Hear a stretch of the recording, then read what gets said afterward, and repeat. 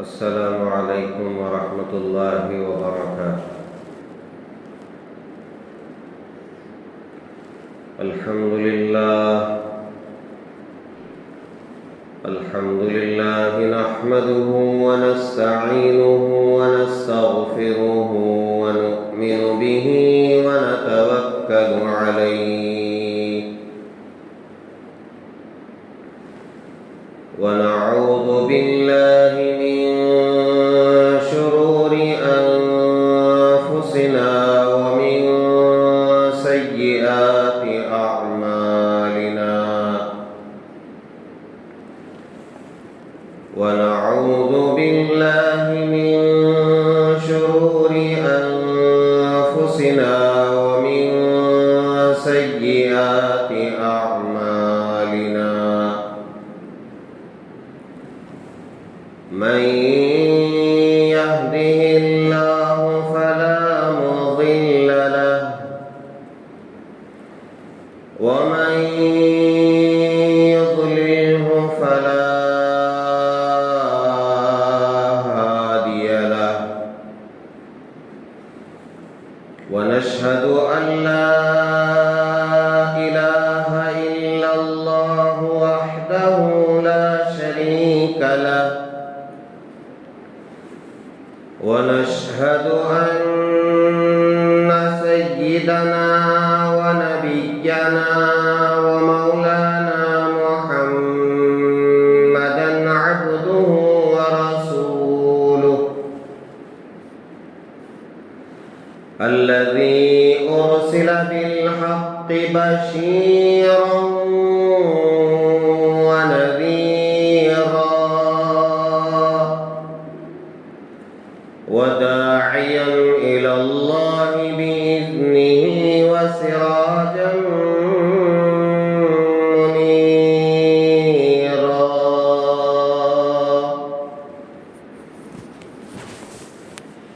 أما بعد فقد قال الله تبارك وتعالى في القرآن المجيد: أعوذ بالله من الشيطان الرجيم. بسم الله الرحمن الرحيم. وما أرسلنا من رسول إلا ليطاع بإذن الله ولو أنهم إذ ظلموا أنفسهم جاءوك فاستغفروا الله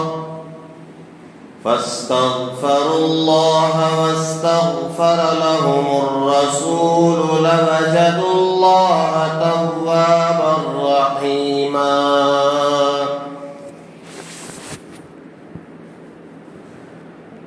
آمنت بالله صدق الله العظيم وصدق رسوله النبي الكريم ونحن على ذلك لمن الشاهدين والشاكرين والحمد لله رب العالمين. بزرگان محترم، اللہ تبارک و تعالی کا بے انتہا فضل و احسان ہے جس ذات وحدہ لا شریک کی توفیق سے ان سال جو دو اہم عبادتیں تھیں، حج بیت اللہ اور قربانی، یہ دونوں عبادتیں تکمیل کو پہنچیں. حج کرنے والوں نے حج کا فریضہ ادا کیا اور حج کی ادائیگی کے بعد عام طور پر جو حاجی حج کے قریب پہنچتے ہیں، حج کے ایام کے قریب پہنچتے ہیں، وہ سیدھے مکۃ المکرمہ پہنچ جاتے ہیں، عمرہ کرتے ہیں، اور پھر وہیں سے اپنا حج پورا کرتے ہیں، اور جب حج مکمل ہو جاتا ہے تو میرے اور آپ کے آقا تاجدار مدینہ احمد مجتبی محمد مصطفیٰ حضرت رسول اللہ صلی اللہ علیہ وسلم کے دربار میں حاضری کی سعادت حاصل کرتے ہیں۔ جو حجاج کرام بہت پہلے چلے جاتے ہیں، جیسے ہمارے اس کرناٹک سے اس سال جو حاجی نکلے ہیں وہ ابتدائی ایام میں نکلے تو ان کو پہلے مدینۃ المنورہ پہنچایا گیا، اور وہ حاجی الحمدللہ مدینے کی حاضری مکمل کر کے مکۃ المکرمہ پہنچے، عمرہ کیا، حج مکمل ادا کیا، اور کل 12 تاریخ سے ان کی واپسی شروع ہو گئی ہے، اور یہ سلسلہ انشاءاللہ جون 27 تک چلے گا۔ ہمارے جو حاجی ہیں وہ واپس آ رہے ہیں، اللہ ان کے حج کو قبول فرمائے، واپسی مقدر فرمائے، اور خیر و عافیت کے ساتھ اپنے اہل و عیال تک انہیں پہنچائے۔ میں اس وقت یہ عرض کرنا چاہتا ہوں کہ جو حجاج کرام حج کرنے کے بعد مدینۃ المنورہ پہنچتے ہیں، یا یہ کہ حج سے پہلے انہیں مدینہ منورہ پہنچا دیا جاتا ہے، تو یہ جو مدینے کا سفر ہے یہ سفر بہت ہی مبارک ہے، خوش نصیبوں کو یہ سفر نصیب ہوتا ہے۔ مدینۃ المنورہ جہاں سرکار دو عالم صلی اللہ علیہ وسلم مدفون ہے، کسی نے ایک سوال کیا، آپ صلی اللہ علیہ وسلم مکے میں کتنے سال رہے اور مدینے میں کتنے سال رہے؟ تو عام جواب یہی ہے کہ 13 سال نبوت کے بعد آپ مکے میں رہے اور 10 سال مدینۃ المنورہ میں رہے۔ عام جواب تو یہی تھا، لیکن جس عالم دین نے سوال کیا تھا ان کے ذہن میں کچھ اور ہی تھا۔ انہوں نے جواباً عرض کیا کہ آپ لوگوں کا سوال، میرا سوال اور آپ لوگوں کا جواب ٹھیک ہے، مگر آپ اس پر غور کریں کہ رحمت دو عالم صلی اللہ علیہ وسلم نبوت کے بعد 13 سال مکے میں رہے اور ہمیشہ کے لیے مدینۃ المنورہ میں رہے۔ صرف 10 سال نہیں بلکہ ہمیشہ کے لیے آپ مدینۃ المنورہ چلے گئے۔ جب رحمت دو عالم صلی اللہ علیہ وسلم کو مدینہ والوں نے دعوت دی کہ سرکار آپ مدینہ تشریف لائیں، یثرب تشریف لائیں، تو آپ نے قبول کر لیا کہ میں مدینۃ المنورہ جاؤں گا۔ اللہ کے رسول علیہ السلام نے دیکھا کہ جب حالات مکۃ المکرمہ کے بگڑ رہے ہیں تو آپ نے ہجرت کا حکم فرمایا، حبشہ کی ہجرت ہوئی، اور پھر آپ نے طائف کا سفر کیا، اور پھر اللہ کے حکم سے صحابہ کو اللہ کے رسول نے مدینۃ المنورہ پہنچانا شروع کر دیا۔ اللہ کے رسول علیہ السلام سے بار بار صدیق اکبر رضی اللہ تعالی عنہ یہ پوچھتے تھے کہ اے اللہ کے حبیب، میں بھی مدینۃ المنورہ پہنچ جاؤں۔ اللہ کے رسول علیہ الصلوۃ والسلام انہیں منع کرتے تھے اور کچھ انتظار کرنے کے لیے کہتے تھے۔ جب اللہ کا حکم ہوا، جس وقت مشرکین مکہ نے رحمت دو عالم صلی اللہ علیہ وسلم کے قتل کا منحوس ارادہ فرمایا اور پھر آپ کے گھر کا محاصرہ کیا کہ جب آپ اپنے گھر سے صبح صبح نکلیں گے تو بیک وقت سب مل کر کے ننگی تلواروں کے ساتھ آپ پر حملہ کریں گے اور نعوذ باللہ آپ کو شہید کریں گے۔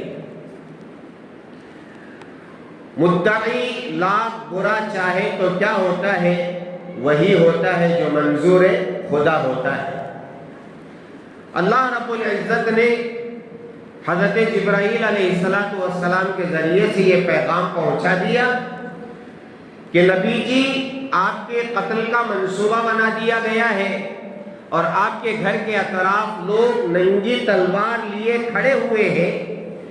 آپ ایسا کریں، اپنے بستر پر حضرت علی کو لٹا کر کے وَجَعَلْنَا مِن بَيْنِ أَيْدِيهِمْ سَدًّا وَمِنْ خَلْفِهِمْ سَدًّا فَأَغْشَيْنَاهُمْ فَهُمْ لَا يُبْصِرُونَ، یہ آیت مبارکہ پڑھتے پڑھتے پڑھتے اور ان کے آنکھوں کے اوپر دھول جھونکتے ہوئے آپ وہاں سے نکل جائیں۔ اللہ کی عجیب شان، اللہ کی قدرت۔ آپ حضرت علی کو بیدار کرتے ہیں اور کچھ امانتیں آپ حضرت علی کے حوالے کرتے ہیں اور حضرت علی سے فرماتے ہیں کہ علی صبح یہ امانتیں امانتداروں کو لوٹا کر کے تم مجھے آ کر کے مدینۃ المنورہ میں ملاقات کر لینا۔ سنو، حضرت علی رضی اللہ تعالیٰ عنہ سے ایک موقع سے پوچھا گیا تھا کہ جس وقت رحمت دو عالم صلی اللہ علیہ وسلم نے آپ کو اپنے بستر پر لٹا کر کے آپ وہاں سے نکل گئے اور باہر ننگی تلواریں تھیں، تو کیا آپ کو خوف نہیں ہوا کہ یہ لوگ میں باہر نکلوں گا تو مجھے قتل کر دیں گے؟ سرکار سمجھ کر کے، محمد صلی اللہ علیہ وسلم سمجھ کر کے مجھ پر حملہ کریں گے، کیا تمہیں خوف نہیں ہوا؟ سنو میرا عزیزو، حضرت علی رضی اللہ تعالیٰ عنہ نے فرمایا کہ اللہ کے رسول علیہ السلام کی زبان مبارک سے یہ جملہ میں نے سن لیا تھا۔ اللہ کے رسول نے مجھ سے فرمایا کہ علی امانتیں لوٹا کر کے مدینۃ المنورہ میں مجھ سے آ کر ملاقات کرنا۔ ملاقات کرنا، اس سے مجھے یقین ہو گیا کہ میرا بال بھی کوئی بھیگا نہیں کر سکتا۔ کیا یقین ہے! اللہ کے رسول علیہ السلام اپنے بستر پر سے اٹھے اور وہ آیت پڑھتے ہوئے اور مٹی ان کے آنکھوں پر جھونکتے ہوئے وہاں سے نکل گئے۔ کسی کو نظر نہیں آیا کہ آپ علیہ السلام وہاں سے نکل چکے۔ صبح ہوئی تو دیکھا بستر پر سے حضرت علی اٹھ رہے۔ پورا منصوبہ ان کا ناکام ہو گیا۔ پیچھا کرنے والوں نے پیچھا کیا اور تلاش کیا۔ اللہ کے رسول علیہ السلام سیدھے حضرت ابو بکر کے گھر گئے، حضرت ابو بکر کو ساتھ لیا۔ حضرت ابو بکر رضی اللہ تعالیٰ عنہ نے عرض کیا کہ اے اللہ کے حبیب، میں آپ ہی کے انتظار میں کئی راتوں سے جاگ رہا ہوں، کئی راتوں سے۔ آپ آ گئے ہیں تو چلے۔ دونوں وہاں سے نکلتے ہیں اور پہاڑ کی اس چوٹی پر پہنچتے ہیں،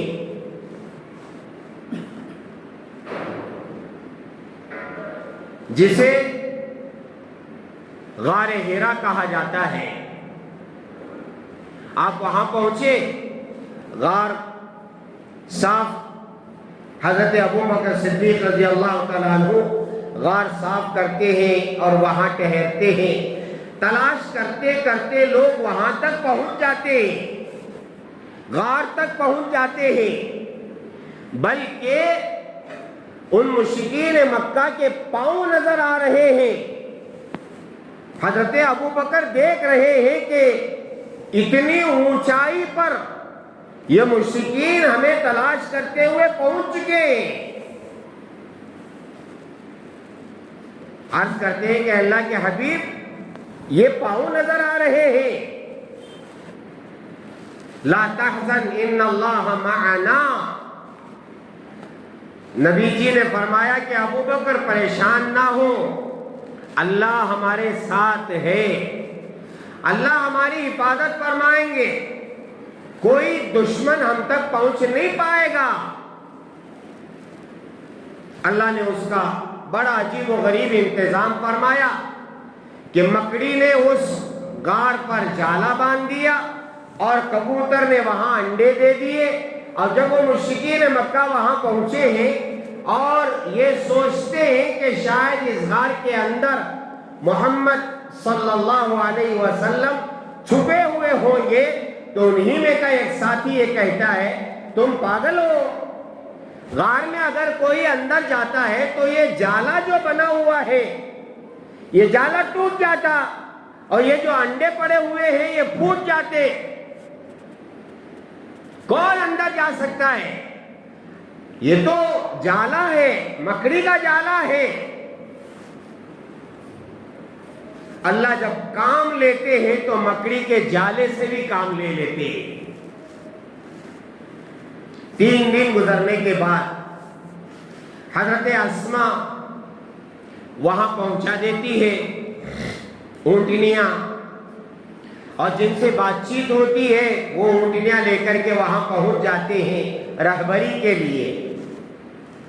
3 دن کے بعد اللہ کے رسول علیہ السلام حضرت ابو بکر کو ساتھ لے کر، اور وہ ایک رہبر جو راستہ بتانے والے تھے ان کو ساتھ میں لے کر، اونٹنیوں کو لے کر وہاں سے نکلتے ہیں۔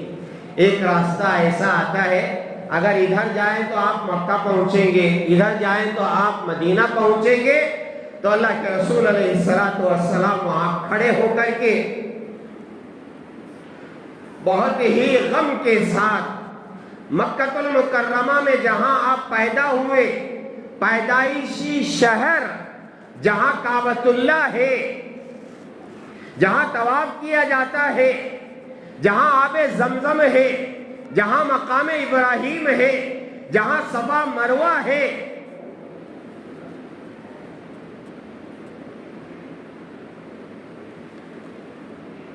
اللہ کے رسول علیہ السلام بڑے غم کے ساتھ مکے سے مخاطب ہو کر کے فرماتے ہیں کہ اے مکہ، اگر یہ مشرکین مکہ مجھے یہاں سے جانے نہ دیتے، مجھ پر ظلم نہ کرتے، تو میں کبھی نہ چھوڑتا مکہ، میں کبھی نہ چھوڑتا۔ حسرتوں کے ساتھ مکے کو دیکھا، اور آپ پھر اللہ کے حکم سے مدینے کا سفر کرتے ہیں۔ پورے 7-8 دن کا سفر ہوتا ہے، آپ مدینہ المنورہ پہنچتے۔ میں نے عرض کیا تھا کہ مدینے والوں نے جب دعوت دی تو اس وقت ایک بات یہ بھی آپ کے سامنے کی تھی کہ اللہ کے حبیب، کہیں ایسا تو نہیں ہوگا کہ حالات بگڑے ہوئے ہیں اس لیے آپ مدینہ آ رہے ہیں، جب حالات درست ہو جائیں گے تو آپ کیا مدینہ چھوڑ کر کے مکہ آ جائیں گے؟ صحابہ کتنا کھل کر کے بات کرتے تھے اللہ کے رسول علیہ السلام سے۔ ایک خدشہ جو ان کے ذہن میں آیا تھا وہ بھی سامنے رکھ دیا۔ اے اللہ کے حبیب، کہیں ایسا تو نہیں ہوگا کہ آپ مدینہ آ رہے ہیں، جب حالات درست ہو جائیں گے تو پھر ہمیں چھوڑ کر کے، مدینہ چھوڑ کر کے آپ واپس مکہ آ جائیں گے؟ ایسا تو نہیں ہوگا نا؟ کیا تمنا ہے صحابہ کی، کیا آرزو ہے کہ نبی ہمارے ساتھ رہے، ہمارے شہر میں رہے اور ہمیشہ کے لیے ہمارے پاس آ جائے۔ اس آرزو اور تمنا کی بنا پر یہ سوال ہوا تھا، تو اللہ کے رسول علیہ السلام نے ان سے وعدہ فرمایا، میں مدینہ آ رہا ہوں تو ہمیشہ کے لیے آ رہا ہوں۔ تو اس عالم دین نے جو جواب دیا وہ بالکل صحیح جواب ہے کہ مکے میں آپ کتنے سال رہے اور مدینے میں کتنے سال رہے۔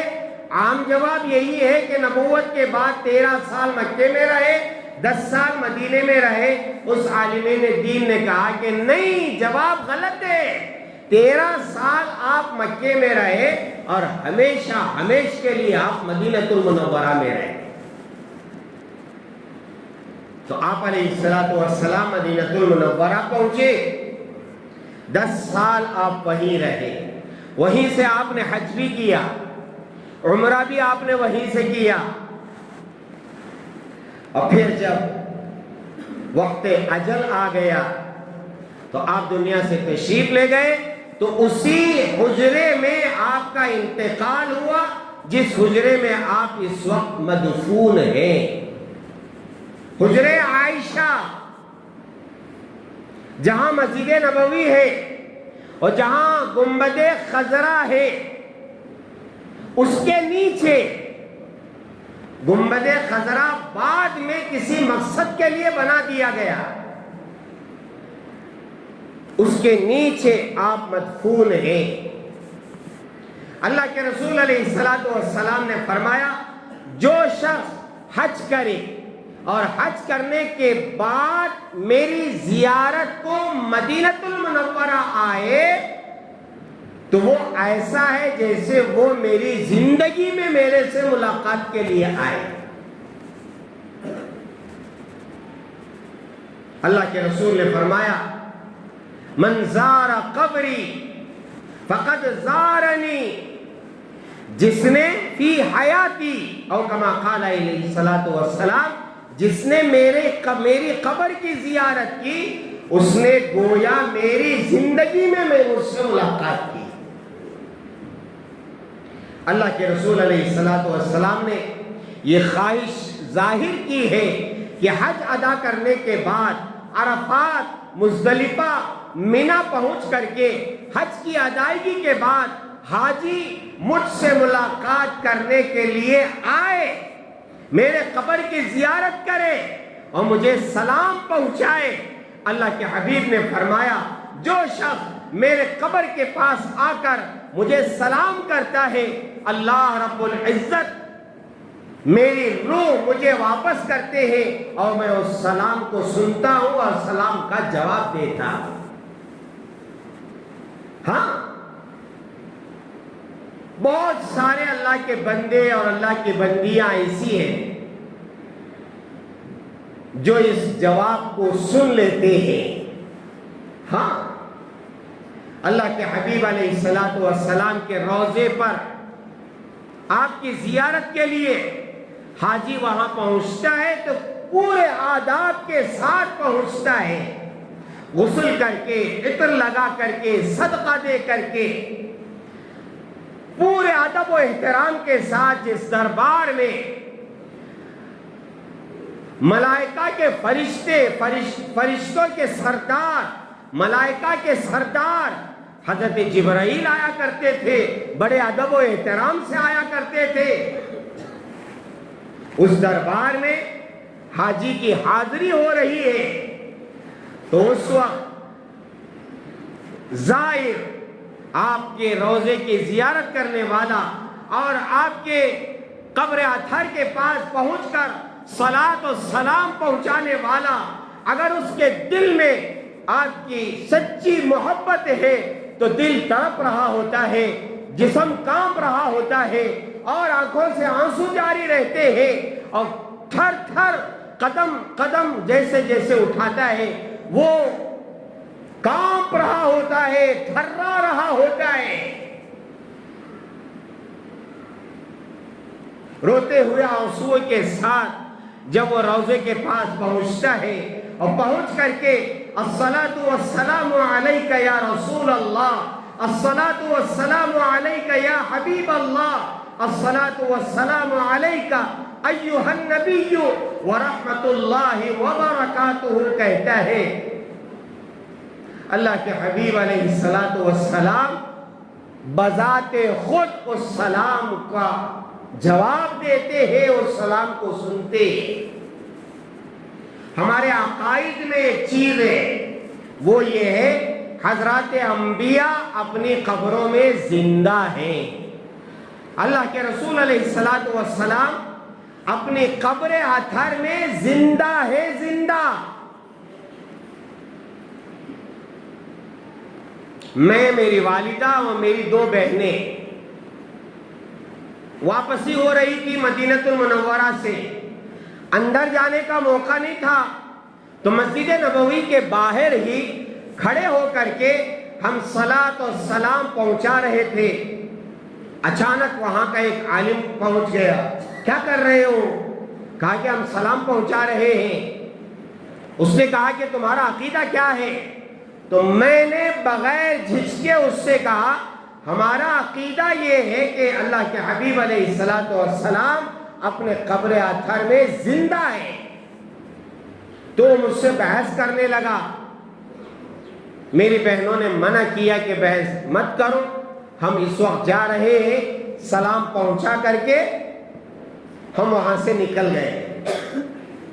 لوگوں کا عقیدہ یہ ہوتا ہے، اور وہاں کچھ لوگ ہیں جو ہمارے عقیدے کو بگاڑتے ہیں، وہ کہتے ہیں کہ یہاں زیارت کی کوئی فضیلت نہیں ہے اور قبر کی زیارت نہیں کرنا چاہیے، اور اگر کوئی نہا دھو کر کے عطر لگا کر کے قبر کے پاس پہنچتا ہے تو یہ لوگ ہنستے ہیں۔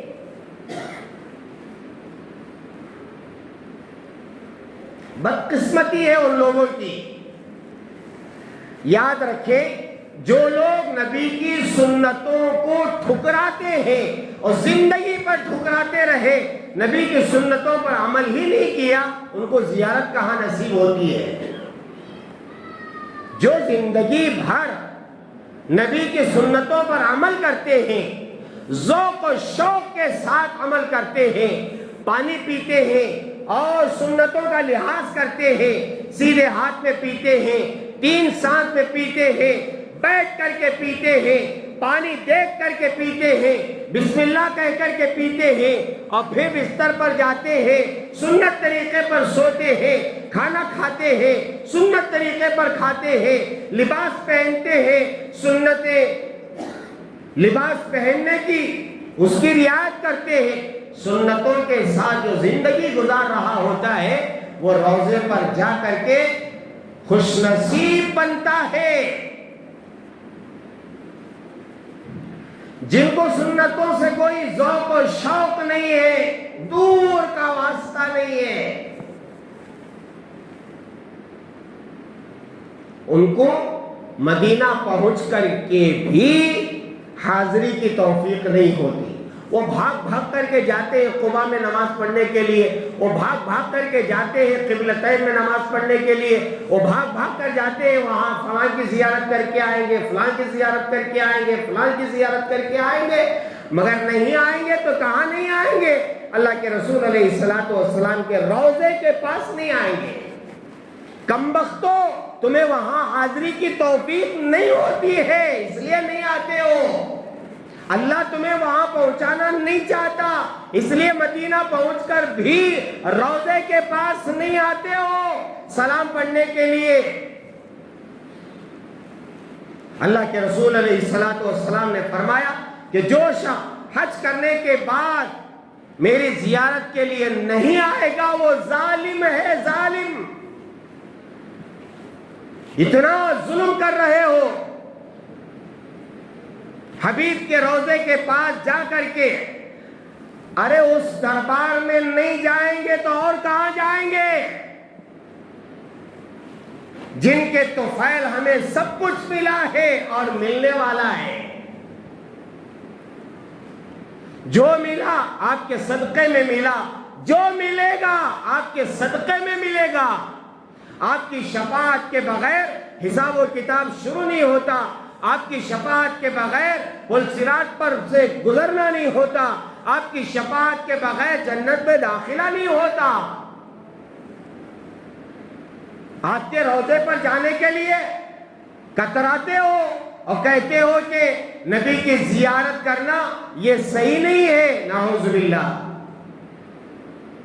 یہ کم بخت ہے.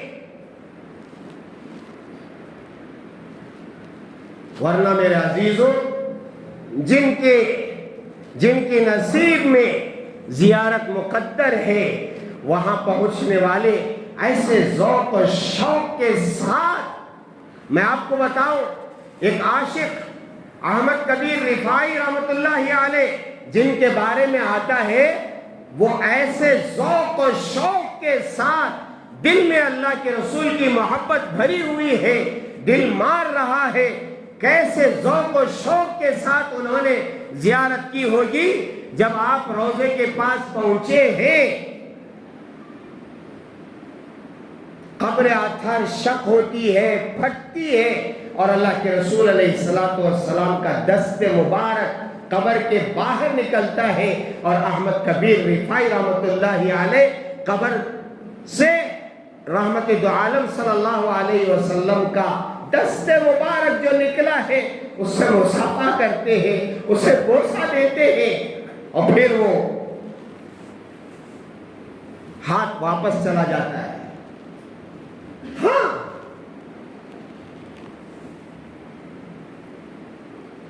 بہت خوش نصیب ہے وہ لوگ جو حج کرنے کے بعد یا حج سے پہلے مدینہ المنورہ پہنچتے ہیں. اللہ کے رسول علیہ السلام نے فرمایا، جو شخص میری قبر کی زیارت کرے گا اس کے لیے میری شفاعت واجب ہے، واجب ہے. ہاں میرے عزیزو، حضرت محمد بن عبید اللہ فرماتے ہیں، میں اللہ کے رسول علیہ السلام کی خدمت میں آپ کے روضے کے پاس بیٹھا ہوا تھا. یہ بدھو کا مطلب ہوتا ہے کھیڑے میں رہنے والا، جسے ہم کھیڑوس کہتے ہیں. بدھو وہ آیا اور آ کر کے پورے ذوق و شوق کے ساتھ آپ سے مخاطب ہو کر کے، یا خیر الرسل، یا خیر الرسل، اے رسولوں میں بہترین رسول، اللہ نے آپ کے بارے میں یہ کہا ہے، اگر کوئی اپنے جان پر ظلم کر کے، وَلَوْ أَنَّهُمْ إِذْ ظَلَمُوا أَنفُسَهُمْ جَاءُوكَ فَاسْتَغْفَرُوا اللَّهَ وَاسْتَغْفَرَ لَهُمُ الرَّسُولُ لَوَجَدُوا اللَّهَ تَوَّابًا رَحِيمًا. اللہ کے حبیب، اللہ نے آپ کے بارے میں اس طرح فرمایا ہے کہ اگر کوئی اپنے جانوں پر ظلم کیا ہوا آپ کے دربار میں پہنچ کر کے اور پھر اللہ سے معافی مانگ کر کے اور پھر آپ بھی اس کے حق میں شفاعت کر دیں گے تو اللہ تعالیٰ کو وہ توبہ قبول کرنے والا پائے گا. اللہ اس کی توبہ قبول کریں گے.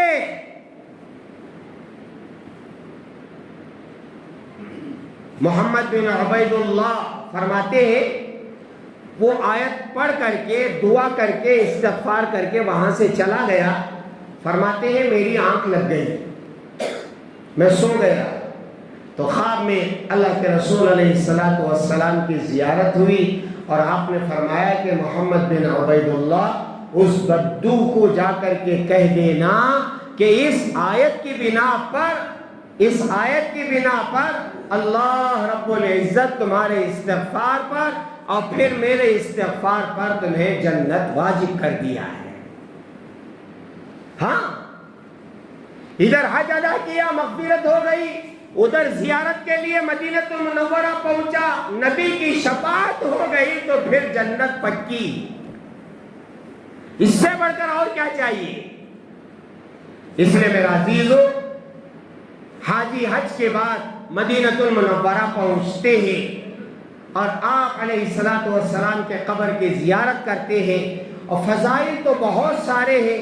انشاءاللہ اگر زندگی باقی رہی تو آئندہ جمعہ مدینہ المنورہ میں کیا کیا چیزیں، تاکہ کچھ تذکرہ اور ہو، ایک مہینہ جو میں چھٹی میں تھا نا اس کی قضا ہو جائے، اور یہ ذی الحجہ کا مہینہ جس میں ہم مدینہ المنورہ اور سرکار دو عالم صلی اللہ علیہ وسلم کی بستی مدینہ المنورہ کا ہم تذکرہ کریں گے۔ دعا فرمائیں کہ اللہ تبارک و تعالی جتنے حاجی حج کر کے واپس آ رہے ہیں یا مدینہ المنورہ پہنچ رہے ہیں، اللہ ان کے حج کو قبول فرمائے، حاضری کو قبول فرمائے۔ اللہ تعالی ہم میں سے ہر ایک کو بار بار حج کی توفیق عطا فرمائے اور بار بار روضے پر زیارت کی توفیق